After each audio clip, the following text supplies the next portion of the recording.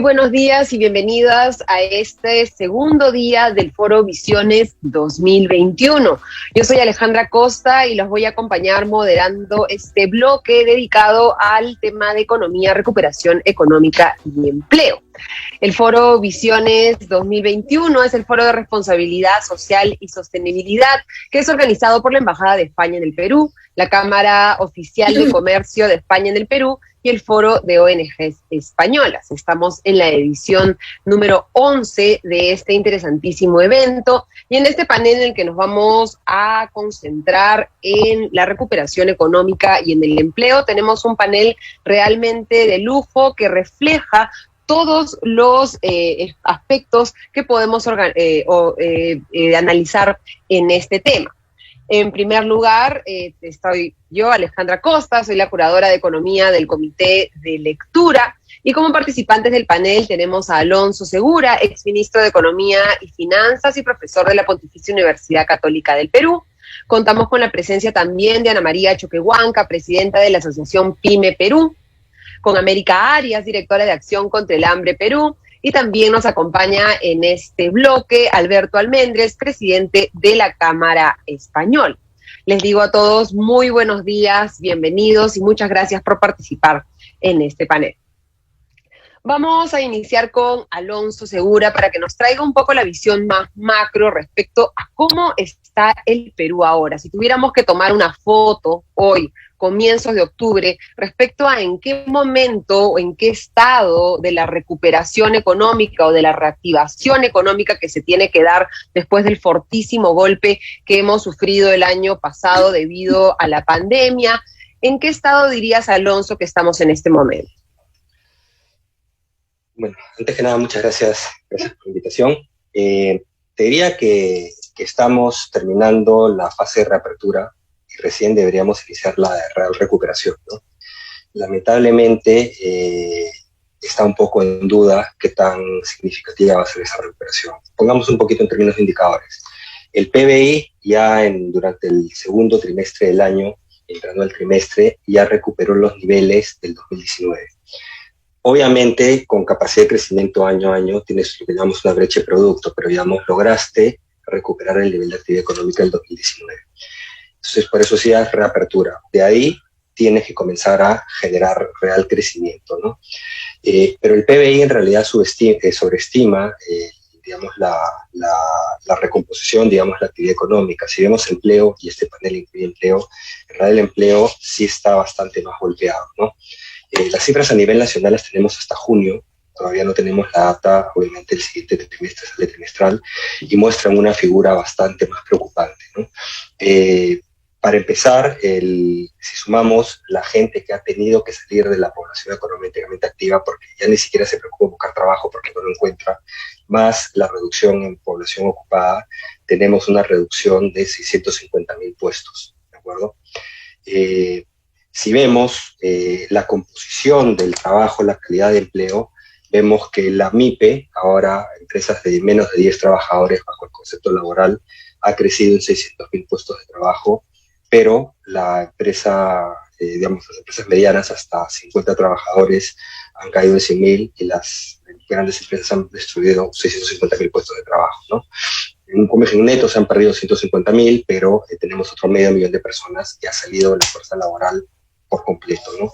Y si vemos otros indicadores de calidad de empleo, estos son sobre base anual, pueden estar sobreestimando un poquito. Los que he mencionado es trimestral, es más preciso, los otros indicadores son anuales, pero podemos ver pues que se han perdido 2.200.000 puestos de empleo adecuado a junio, 2.200.000, eso es brutal. De 9,5 millones se han destruido 2.200.000, ¿de acuerdo? Y el subempleo ha crecido más de 1,5 millones, ¿no? El otro componente, como dije, son los que están fuera de la fuerza laboral, ¿no? Si lo vemos por el lado informal también, el empleo formal ha caído en más de 1 millón de puestos de trabajo, ¿no? Entonces es una situación bastante compleja. Ahora, ¿cómo enfrentar esto? Necesitamos real crecimiento, entonces necesitamos inversión privada, y lamentablemente las perspectivas de inversión privada no son buenas. Digamos, los indicadores concurrentes de actividad económica, que son a los que se refiere el gobierno, traen la dinámica de reapertura y en algunos casos son, digamos, decisiones que se tomaron varios meses atrás, ¿no? La pregunta es qué viene para adelante. y el principal indicador líder adelantado de actividad del sector privado es básicamente la inversión privada, ¿no? De todas las actividades empresariales. Y se está en un nivel de muy fuerte pesimismo, salvo al inicio de la pandemia o al inicio de la crisis financiera en 2008-2009, por un periodo muy cortito, nunca han estado tan deprimidas, y por factores domésticos además, y eso lo que señaliza es una contracción de inversión privada hacia adelante. Si esas expectativas no se revierten con decisiones y mensajes correctos del gobierno, es virtualmente imposible que la economía pueda, digamos, crecer significativamente y pueda generar empleo. Entonces, lo que podríamos estar enfrentando en 2022 es más precarización de empleo, ¿no? Entonces, esa es un poco la figura de entrada hacia el próximo año, ¿no? Muchas gracias. No, gracias a ti, Alonso, y es complicada, ¿no? Esta figura de una mayor precarización del empleo en un contexto en el que ya el empleo en el país es mayoritariamente informal, mayoritariamente de baja calidad y mayoritariamente precario.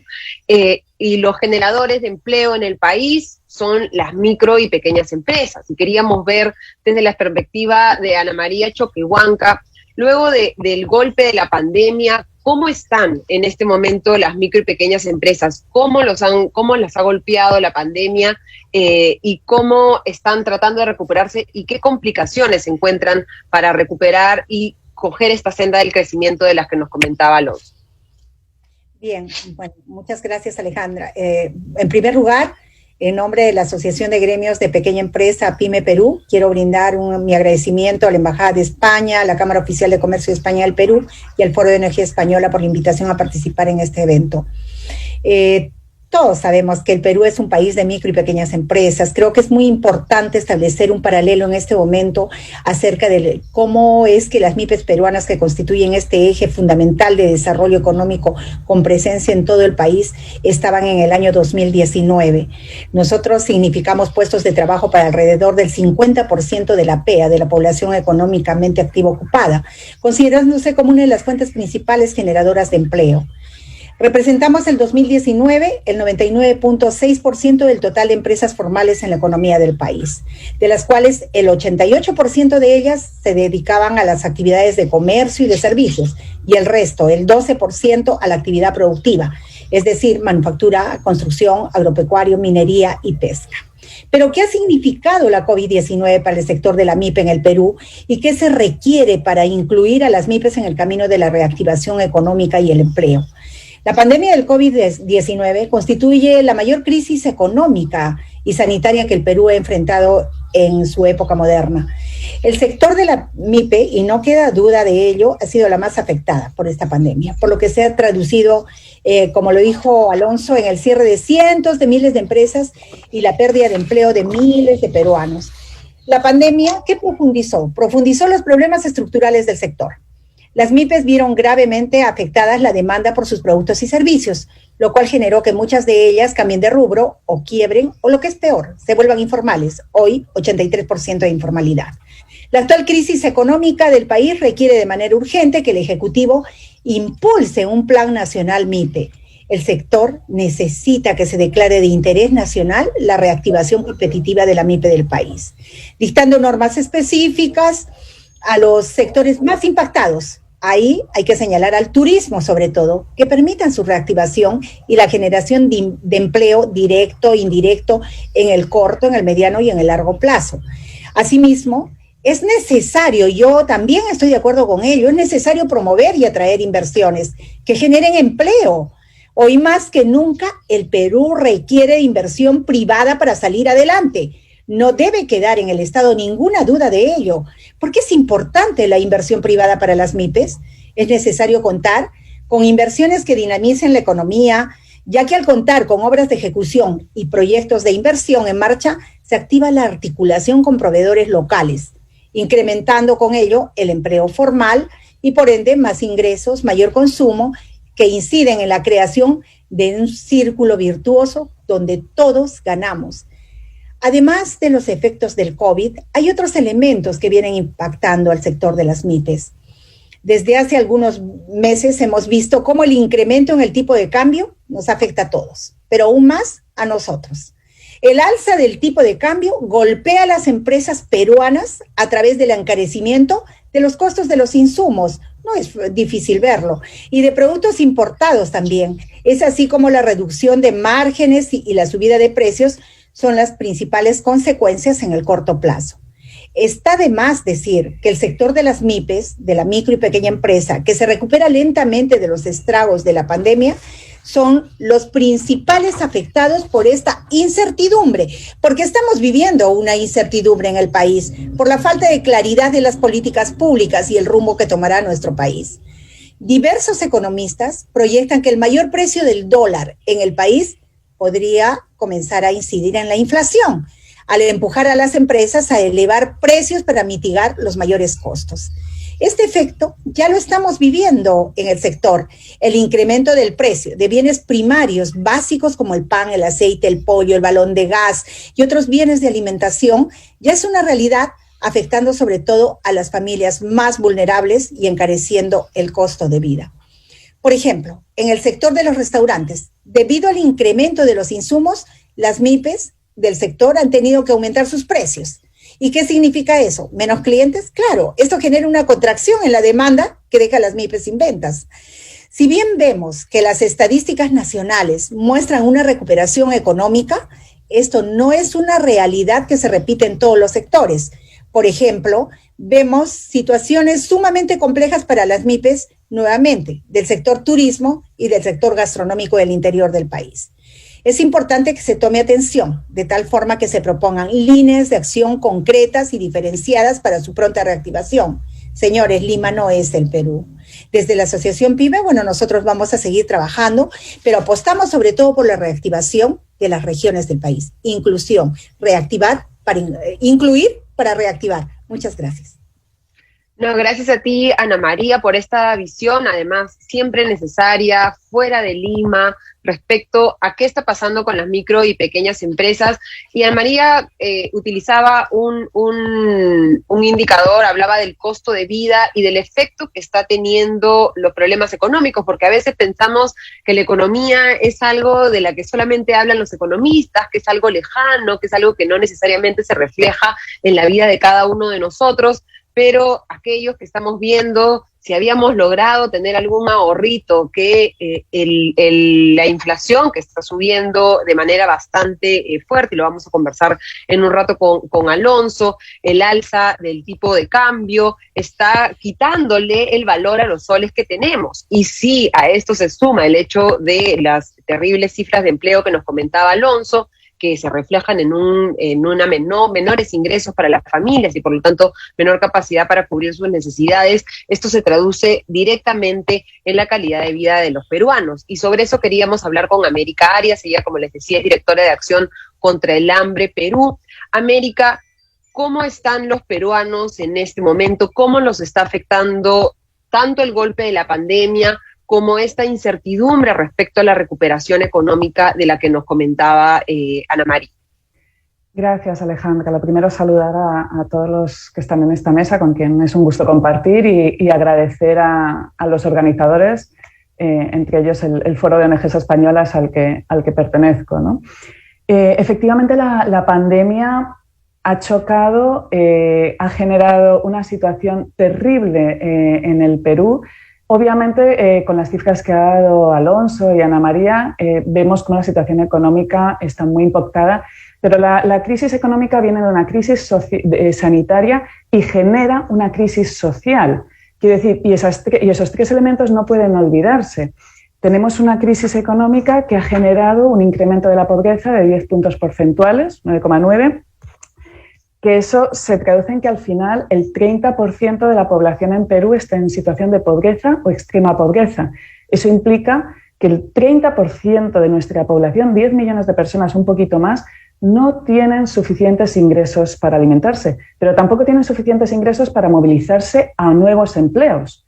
Con lo cual, no es solo que ellos no generen ingresos, sino que sus potenciales empleadores tampoco pueden acceder a ellos, porque no pueden ir a las entrevistas de trabajo, porque no pueden mantener un celular, porque no pueden seguir pagando la conexión de Internet. A ese nivel estamos. Pero además tenemos cifras en las que empiezan a verse el retorno de problemas muy serios al Perú, como es la desnutrición aguda, por ejemplo. La desnutrición aguda es una situación y es una consecuencia de toda una trama de problemas sociales que al final hacen que nuestros niños, nuestras niñas no ingieran suficientes alimentos y empiecen a tener problemas sanitarios. ¿Por qué tienen esta desnutrición aguda? Porque no tienen una situación de seguridad alimentaria. La seguridad alimentaria es tener acceso a alimentos y alimentos de calidad. ¿Y por qué no tienen acceso a estos alimentos? Porque sus padres, sus madres no tienen acceso a un medio de vida y por tanto no pueden asegurar que nuestros niños estén bien alimentados. ¿Qué implica eso? Que estos niños van a tener esta desnutrición aguda o anemia, y la anemia tiene un impacto directo sobre el PBI. Ya se han hecho estudios en 2009 en los que la anemia en niños afectaba un 0,63%, eran más de 2.000 millones de soles lo que afecta a la anemia. Entonces, estamos viviendo una situación de crisis actual que está comprometiendo, como muy bien se ha conversado el día de ayer en la mesa de educación, está comprometiendo el futuro del país, el futuro social, el futuro económico, por falta también de herramientas educativas o de capacidad para asimilar toda esa inversión en educación. Un niño mal alimentado, por mucho aprende en casa que le pongamos, por mucho internet que le pongamos, no va a poder asimilar los datos y el conocimiento. Entonces, la crisis sanitaria generada por la COVID ha generado una crisis económica, bien lo estamos diciendo, pero sobre todo ha generado una crisis social en la que tenemos que poner remedio ya para evitar que sigamos bajando en los indicadores. Ya Perú en muchos indicadores está como hace 10 años, ¿no? En indicadores sanitarios, indicadores económicos, indicadores de situación de pobreza. Pero también no nos engañemos. El descenso en estos indicadores este año y medio por la crisis generada por la COVID ha sido muy aguda, pero antes de la COVID teníamos un 20% de población en situación de pobreza. Entonces, esto no viene de la nada, ¿no? Y creo que, como decía Alonso, esta reapertura, pero también esta reactivación es una oportunidad para limpiar la casa, barrer los problemas que teníamos y generar estructuras que nos permitan generar y construir el país sólido que creo que todos los peruanos y peruanas nos merecemos. Y vamos a analizar eso, cómo hacer esta reactivación, qué decisiones se tienen que tomar desde el gobierno y qué contribución también tiene que haber desde la inversión privada. Pero un poco la línea de esta primera ronda ha sido esta vinculación entre dinamismo de la economía, inversión privada y generación de empleo, que finalmente se refleja en mejores condiciones de vida para las personas. En el eslabón de la inversión privada hay un componente importante de inversión extranjera y específicamente del peso de España como uno de las fuentes de esta inversión extranjera. Y en ese sentido yo quería ver con Alberto Almendres, presidente de la Cámara Española. Alberto, en esta misma dinámica que tenemos de tomarle una foto a las cosas en este comienzo de octubre, ¿cómo está ahorita la inversión extranjera en Perú y cuáles un poco son las perspectivas para pasar un poco a la siguiente ronda en la que ya que hemos hecho esta foto vamos a empezar a mirar un poquito hacia el futuro? Bueno, buenos días. Gracias, Ale, por tu introducción. Gracias a mis compañeros. A mí me gustaría poner en la mesa un poco mirando atrás para ahora mirar adelante. Es decir, el Perú era uno de los países que a nivel macroeconómico era más envidiado. Era uno de los países que todos los países del mundo miraban con admiración qué es lo que estaba pasando en ese pequeño país. Y lógicamente viene desde hace unos años haciendo un buen trabajo macroeconómicamente. De hecho, Alonso es uno de los actores, Ana María también está en el gobierno, han sido actores principales de todo ese crecimiento que creo que la inversión extranjera, y en este caso la española, pues mirábamos al país y veníamos. A mí me gustaría poner un poco, incluso algunos datos en la mesa, para ver un poco la dimensión de la inversión española. Estamos hablando de una inversión española de los últimos 30 años de cerca de 20.000 millones de dólares, es decir, probablemente seamos el mayor inversor en el país. con una inversión que además ha tenido permanencia, es decir, ha venido y se ha implantado. Se ha implantado y ha montado factorías, ya ha montado empresas, ya ha montado, ya ha creado empleo formal. Con esto un poco mirando hacia atrás, ¿qué es lo que digo? Oye, hemos venido creciendo con esa elaboración macro de país y, lógicamente, con la formalización, creando también país y desarrollo. Evidentemente, en los últimos años ya empezaba a haber algún signo, quizá de ralentización, no de impacto, y evidentemente la pandemia lo ha multiplicado, pues ha sido un multiplicador exponencial de precisamente todos los defectos que quizá no veíamos o no se veían o se aplazaban, porque el país tenía, pues lógicamente estaba trabajando muy bien con una mirada muy macro que era necesaria en el país en función de su historia. En estos momentos, evidentemente, la inversión extranjera mira al país con desconfianza. Más bien, no con la palabra desconfianza, la palabra es incertidumbre. Hay incertidumbre. ¿Por qué? Porque lo que se ve alrededor, hemos visto que en pandemia había incertidumbre, la situación de salud, en sectores como salud, como educación, pues se ha visto que no estaba preparado el país para soportar algo. Ojo, como muchos países de la región, tampoco hay que golpear solamente en la figura del Perú, es decir, había muchos países que tampoco lo han podido soportar, pero en este caso que estamos mirando al Perú, evidentemente se ha visto muy afectado.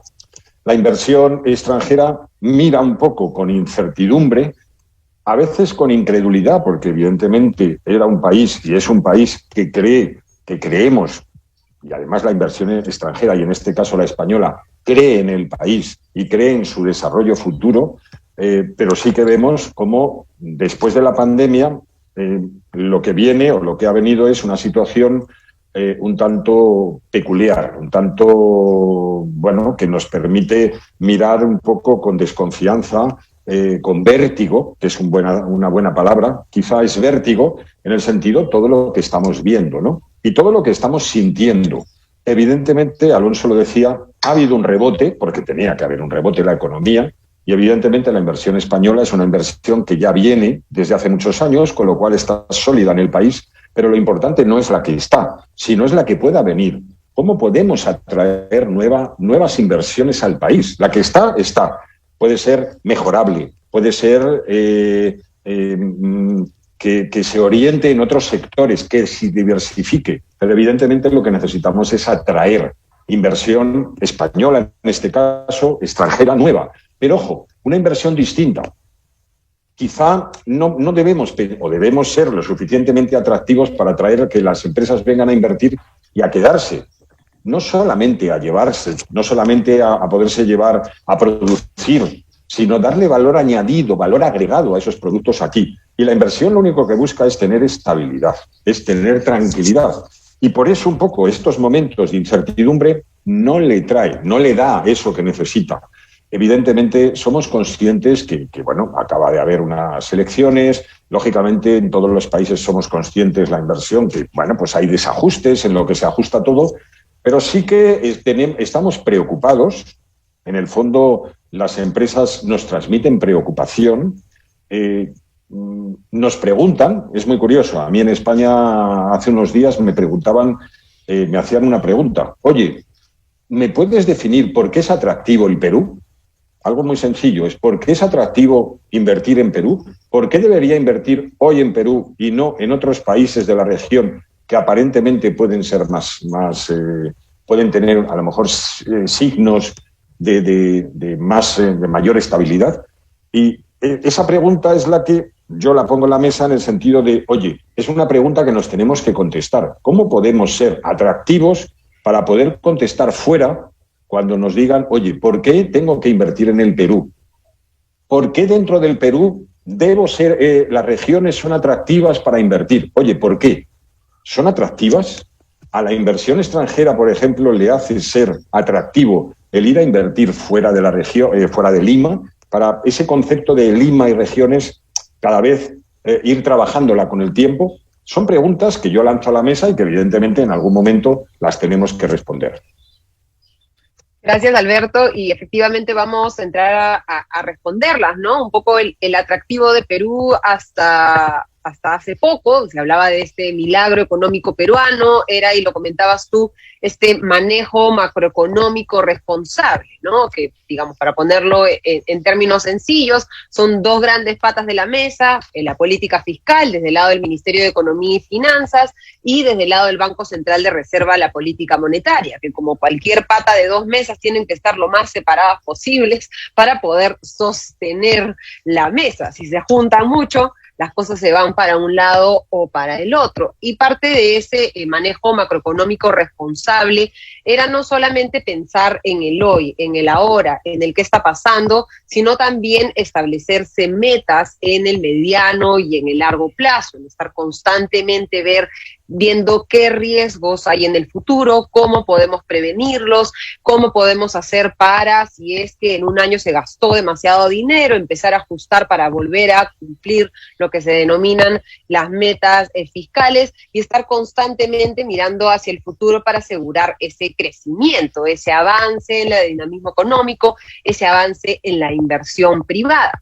Y en ese sentido yo quería con Alonso ver ¿cómo está ese balance que tienen que tener el manejo económico en este momento, ese delicado balance entre estar tomando decisiones que tengan efectos sobre el corto plazo, pero también estar muy pendientes, muy atentos de lo que va a pasar en el mediano y en el largo, y tomar acciones desde ya para que ese futuro en el que se tiene que vivir cuando uno toma decisiones sea un mejor escenario que el que estamos ahorita? Está el gobierno directamente, digámoslo, de Pedro Castillo, tomando decisiones con perspectiva de mediano o largo plazo? Sí, Ale, gracias por la pregunta. Voy a responderla en dos dimensiones, ¿no? La primera, el horizonte, ¿no? Y la segunda, digamos, qué tan balanceada es su visión, ¿no? En términos del horizonte, yo creo que están muy enfocados en el ahora, en el muy corto plazo, y creo que están pecando, disculpa el término, pero en miopía, ¿no? Los mensajes que salen de los voceros económicos del gobierno son, pues, que hay mucha confianza en los inversionistas, que esta gira por Nueva York y Washington fue todo un éxito, que le han preguntado al Perú cuándo va a salir a emitir deuda, etcétera, etcétera, que el indicador coincidente de electricidad ha subido, que el indicador de importaciones de bienes capital ha subido cuando los presupuestos hace 6 meses. Pero todo eso es, primero, es muy corto plazo, y segundo, es una percepción errada. Viven en una dimensión paralela, ¿no?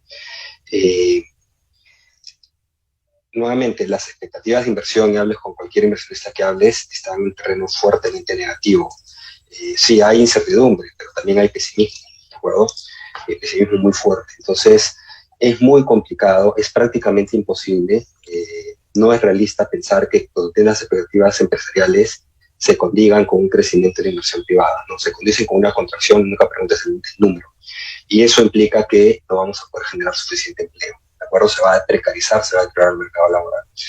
Entonces hay un problema de horizonte, no están viendo más allá. Podría entrar en detalles. Tenemos un marco macroeconómico multianual que supuestamente traza la trayectoria de los próximos 4 años, que en realidad no tiene casi base legal. Ahí podemos tener una discusión legal, pero para empezar, no tenemos metas, no se condice con las metas existentes porque no han mandado al Congreso las metas fiscales para los años 2023, 24, 25, y la del año 2022 hicieron con decreto de urgencia, un decreto de cuestionable legalidad. Entonces ya estoy entrando en temas técnicos, pero lo que voy es, está precarizando la institucionalidad fiscal de una manera muy complicada, ¿de acuerdo? Creo que consideran que dando mensajes de optimismo, de que todo el mundo está feliz, contento, pensando en el Perú como si una inversión, creen que nos van a convencer, y la verdad que no es así, ¿no? Porque los indicadores duros muestran lo contrario, ¿no? Y lo otro es, hablando de lo que es fiscal monetario, ya había deslices fiscales antes, potencialmente van a ser más importantes hacia adelante, con esas proyecciones económicas que tiene el gobierno, que están, pues, supuestamente vamos a tener mayor crecimiento de inversión privada en los próximos 3, 4 años, que en los 4 o 5 años antes de la pandemia. Realmente eso es imposible, ¿no? En estas condiciones, ¿no? Mayor crecimiento económico también, muy por encima de los 6 años previos a la pandemia. ¿En serio? Y esa es la historia que te cuenta. Entonces, evidentemente vamos camino a un precipicio, ¿no? Eso se complica además por el hecho de que eso debe afectar recaudación. Entonces, un gobierno que no cree realmente en la inversión privada y que cree que con iniciativas públicas va a suplir todo, va a tener un problema de recaudación más adelante. Hoy día no lo ven porque tienen 6.000 millones de pagos de one-off por controversias tributarias que van a judicializarse igual.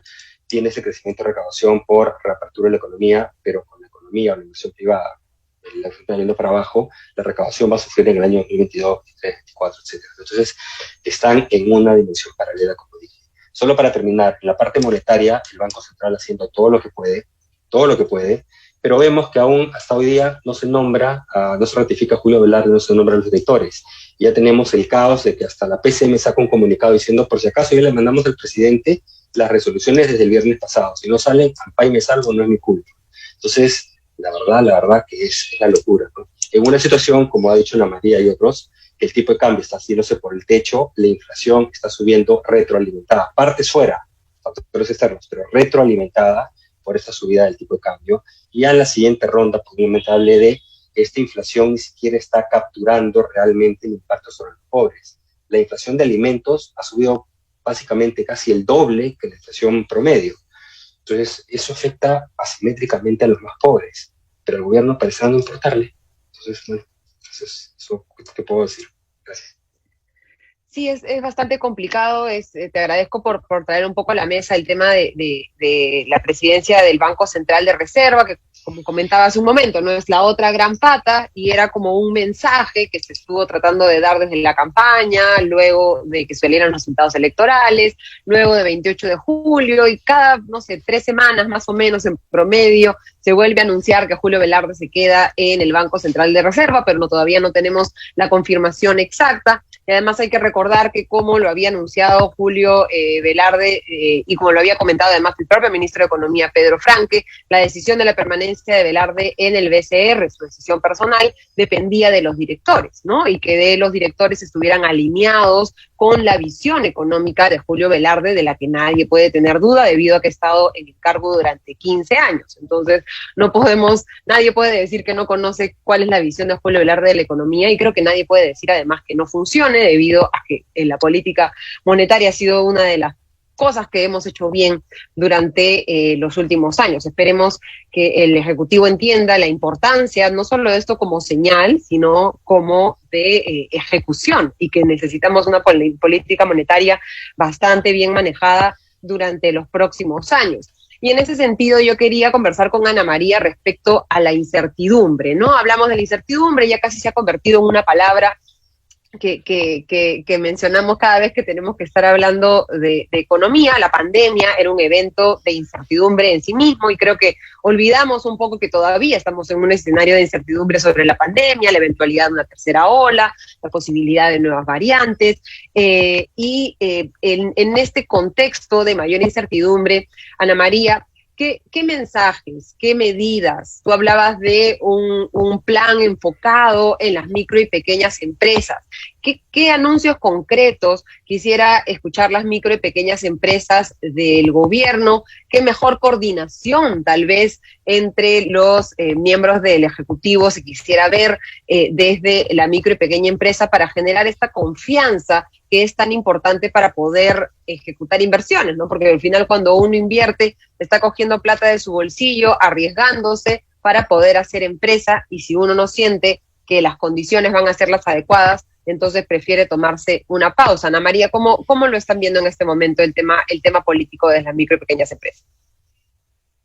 Mira, la incertidumbre es general, la incertidumbre se ve en todos los sectores y en todos los ángulos del país, en la capital y peor en regiones. Porque cuando nosotros, por ejemplo, los que hacemos empresa, de siempre, yo vengo de una empresa familiar de hace más de 50 años, una inestabilidad total, no sabes qué hacer. ¿Por qué?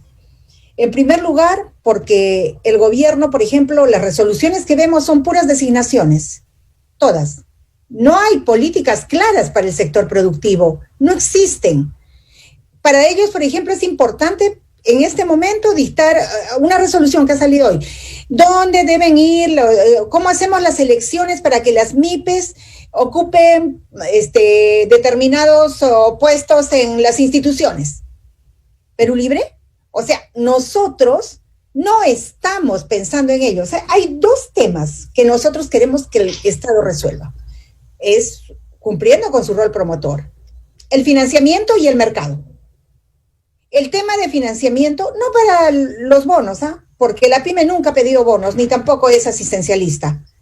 Pero sí hay que mirar el tema de financiamiento. Y el tema de financiamiento tiene que ver, pues, con el mercado también. Porque si no, ¿de dónde? Y el tema de mercado, tenemos ahí un gran mercado de compras estatales.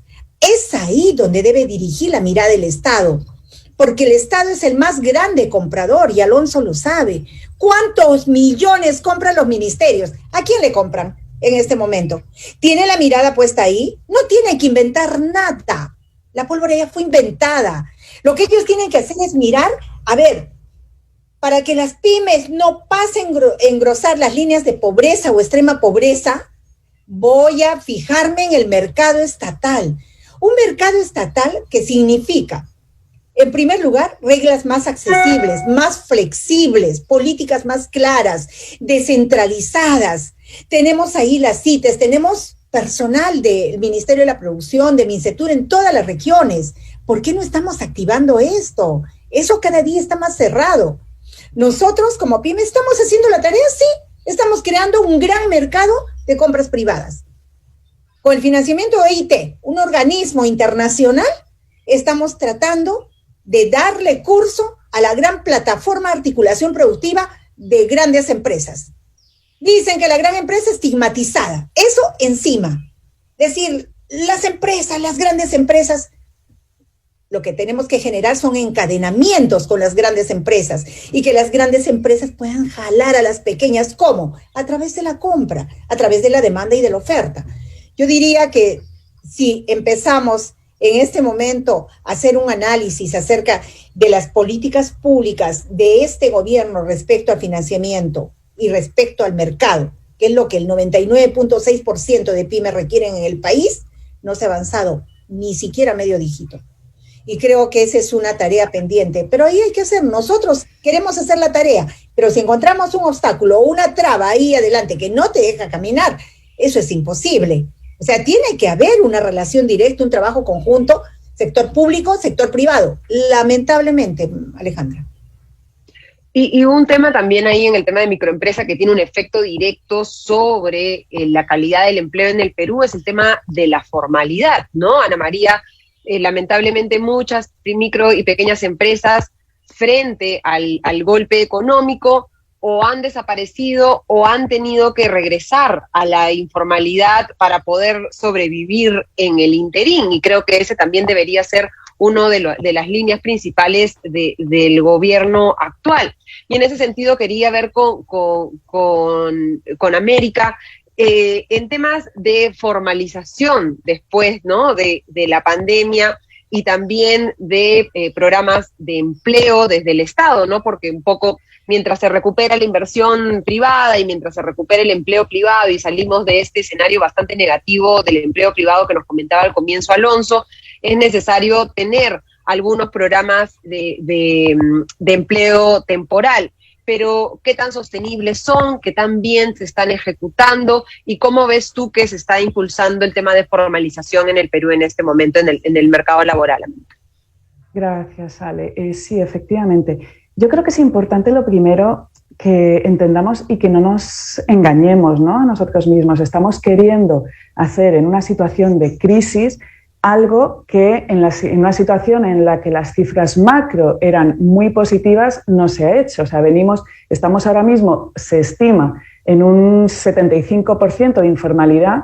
Antes de la pandemia estábamos en un 70%, ¿no? Entonces, cuando teníamos esas buenas cifras que comentan, ya teníamos un 70% de informalidad. Entonces, las respuestas ahora en situación de crisis van a ser muy complejas. ¿Qué cosas son necesarias? Son necesarias la implicación, como han dicho los compañeros, del sector privado y del sector público. Decía Ana María que las empresas grandes pueden ayudar a jalar a las chicas a través de las compras. pero también tienen que tener un rol de trazabilidad y de exigencia, que toda la cadena de valor, o sea, sabemos que las empresas grandes suelen tener unos estándares muy altos, internacionales, en temas de cumplimiento de normativas, pero a veces las empresas medianas y pequeñas, que muchas veces son pequeños emprendedores e incluso a veces son más bien autoempleo más que emprendimientos, y esto Ana seguro que tiene muchos más datos, no tienen esos estándares, ¿no? Entonces, es una responsabilidad también de las empresas grandes e incluso de las medianas, que también tienen a estos pequeños emprendimientos en su cadena de valor, exigir estándares de calidad en cuanto al empleo, en cuanto al cumplimiento de la formalidad.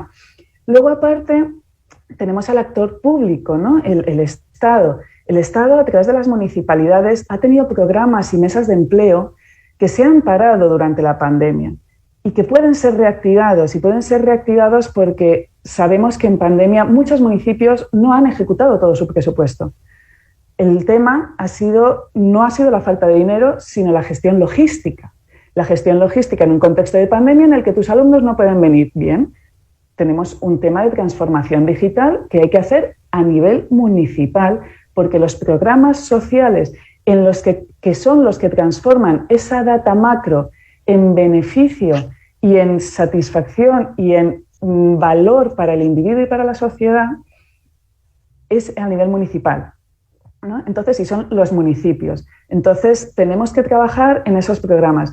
También el tema y lo decía Ana, creo que era también, el tema de la burocracia.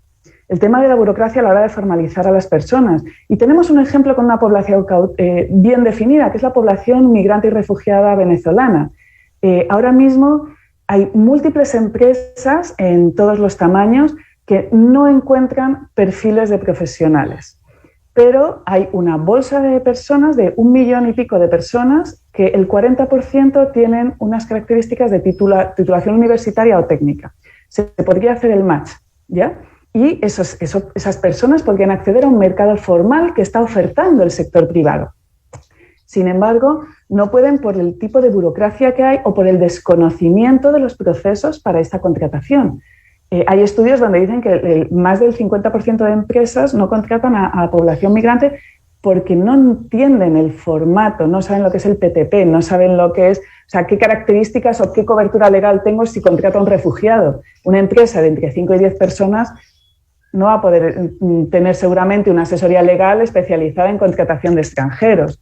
Entonces, las burocracias, ¿no? Y luego también, para la formalidad, las condiciones que el Estado provee al empleado formal. Es decir, una empresa puede hacer grandes esfuerzos para tener a todos sus empleados en condición formal. Pero el empleado dice ya, ¿qué beneficios me da esto? Si yo estoy en una empresa familiar, agrícola, en el norte del país y tengo mi servicio de salud, pero no hay servicios de salud en mi provincia a un nivel de complejidad medio o alto, ¿para qué quiero estar formal? Prefiero volverme a la informalidad, generar más ingresos y ya que me lo voy a tener que pagar, llegar ahí. Entonces, ¿qué ocurre? Que también desde el área de servicios tenemos que entender, y desde el Estado, que hay que distribuir los servicios de calidad por todo el país. Yo me acuerdo en zonas andinas, hospitales con gran dificultad para conseguir cirujanos. ¿Por qué? Porque el cirujano o la cirujana se tenía que trasladar ahí con su familia. No tenía buenos colegios, no tenía buenos sistemas de avión, no tenía buenas carreteras. ¿Para qué me voy a ir ahí? Me quedo en Lima. Entonces, en la formalidad es lo mismo. ¿Para qué un empleado va a ser formal? Prefiero negociar con mi empleador, generar un pequeño ingreso más y ahí perdemos todos. En esa negociación perdemos todos. Pierde la empresa, pierde el empleado y pierde el Estado por todo lo que deja de fiscalizar. Gracias. Gracias a ti, América, y es importante hacer este recordatorio respecto a que la formalidad tiene que ser más atractiva que la informalidad para poder atraer a las empresas, y especialmente las micro y pequeñas empresas, hacia el espacio de la formalidad. Y un poco para ir cerrando con Alberto, queríamos ver desde la perspectiva de ustedes cómo, digamos, al mismo tiempo, inversión extranjera, pero también con un pie bien puesto en el Perú, ¿Qué mensajes, qué acciones, qué medidas quisieran ustedes ver desde este gobierno, o qué más bien, qué otras cosas no quisieran seguir viendo de este gobierno para poder responder con una mejor tranquilidad y con mayor seguridad de manera positiva esta respuesta que tú bien comentabas, era por qué invertir en el Perú, que creo que para todos los presentes en esta mesa ahora sería un poco complicado de responder? Mira, yo tendría 5 puntos, para resumirlo así en 5 puntos, que creo que a veces a nivel profesor, igual que Alonso es profesor de la Católica, pues yo voy a intentar ser lo más didáctico, igual que él es didáctico, pues yo le he escuchado para aprender. Yo lo primero que recomendamos sería el marco de seguridad jurídica que genera un clima de negocio. Sin meterme en temas políticos, porque no lo soy, a priori el Perú tiene un marco constitucional que es con el que han venido funcionando y que, bueno, ha servido, con lo cual, sin entrar un poco en esas materias, creo que la recuperación económica que pedimos requiere mantener estabilidad, la estabilidad por lo menos que venía, con proyectos normativos alineados a esos fundamentos, ¿no? Y una serie de reformas estructurales que están mejorando a lo mejor pues sistemas de arbitraje, incluso de reforma judicial, ¿no? Que le permita a la empresa estar más cómodo. Incluso en el ámbito tributario, regulatorio o contratación del Estado, como decía Ana María, hay muchas cosas para hacer que se puede ser original para ayudar a las pymes, para ayudar bien a la microempresa, bien para la mediana e incluso para la grande. El darle la tranquilidad a la grande de poder competir en procesos de licitación garantizados, ¿no? Sobre todo para asegurar un clima de negocios que sea favorable y unas reglas de juego claras, sobre todo. Nosotros, el Perú, que es muy futbolero, evidentemente, pues si nos dicen que al fútbol se juega con el pie y no se puede dar con la mano, no podemos a la mitad del partido decir que a partir de ahora se va a dar con la mano, pues porque hemos decidido cambiar. Eso no puede ser. Las reglas de juego tienen que ser claras. Hay un segundo punto que es esa estabilidad macroeconómica que venía y que se ha visto muy afectada por este terremoto, por llamar una forma, de la pandemia. Ha sido algo demoledor. Evidentemente, esos problemas que hemos detectado, que ha salido la informalidad, que hablaban ahora Ana María y América, precisamente lo que debilitan a la economía y la inversión, es decir, a las empresas españolas, a la inversión española, lo que le gusta es precisamente crear empleo de calidad y empleo formal, porque estaban acostumbrados a crear ese empleo, con lo cual lo que buscamos es crear ese empleo formal. Y además traen buenas prácticas que pueden hacerlas, compartirlas con el resto de empresas, hablábamos antes, vía inclusión, además con una visión de sostenibilidad, con responsabilidad social. O sea, yo creo que va en paralelo y esa estabilidad macroeconómica venía. Hay otro elemento que no ha salido, pero que creo que siempre es interesante. Los convenios de doble imposición ayudan precisamente a que se mejoren los negocios.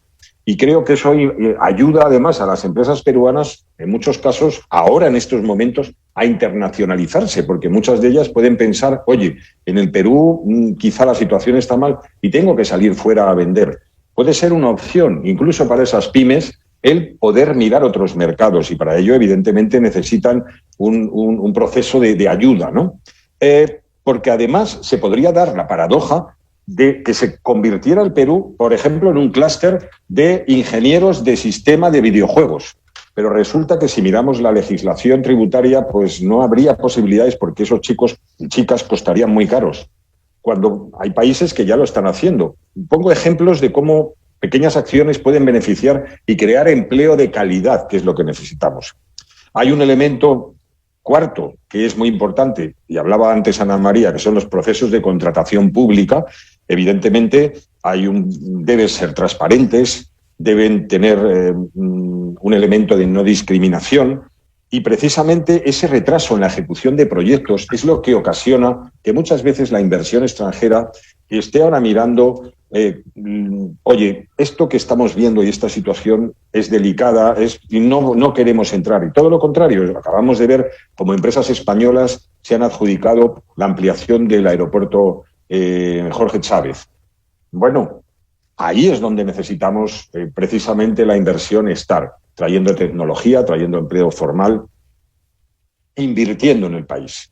Y un quinto punto que yo lo considero importante es la importancia de la sostenibilidad ambiental. En estos momentos creo que en el mundo es muy impactante. Hoy estamos viviendo una pandemia y yo creo que esa sostenibilidad va en línea con todo.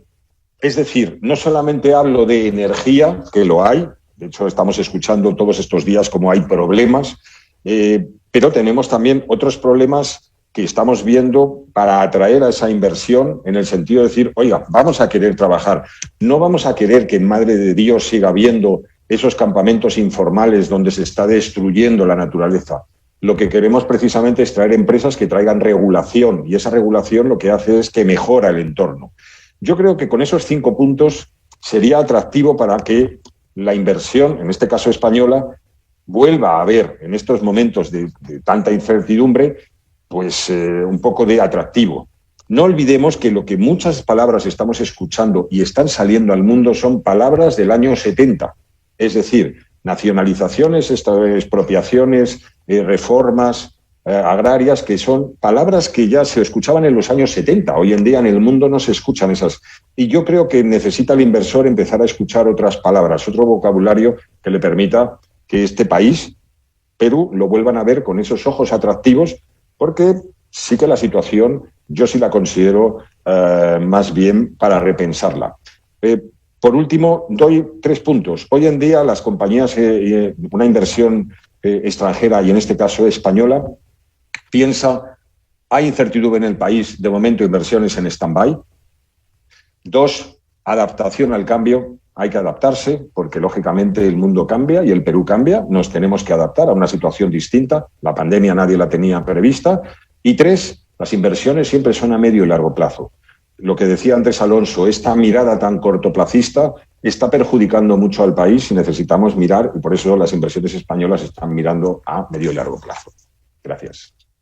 No, gracias a ti. Es importante tener esta visión respecto a que necesitamos tener una visión de país hacia el futuro y un país que mire hacia el futuro y no necesariamente trayendo cosas del pasado que en muchos casos ya han sido demostradas que no funcionan. Empezar a tomar decisiones desde el aparato del Estado con criterios técnicos, con evidencia y pensando en qué señales se están enviando no solamente hacia las personas en el país, sino también hacia el extranjero, porque recordemos, cuando hablamos de inversión, estamos hablando de empleo, y cuando hablamos de empleo, estamos hablando de la calidad de vida de los peruanos. Quiero agradecer a cada uno de los miembros de este panel, a Alonso Segura, a Ana María Choquehuanca, a América Arias y a Alberto Almendres por esta interesantísima conversación como parte de este Visiones 2021. Conmigo será hasta una próxima oportunidad y les agradezco a todos ustedes también por su atención y los invito a estar pendientes porque a las 12:05 regresa Visiones 2021 con el bloque de Empresas y Derechos Humanos. Hasta la próxima y muchas gracias.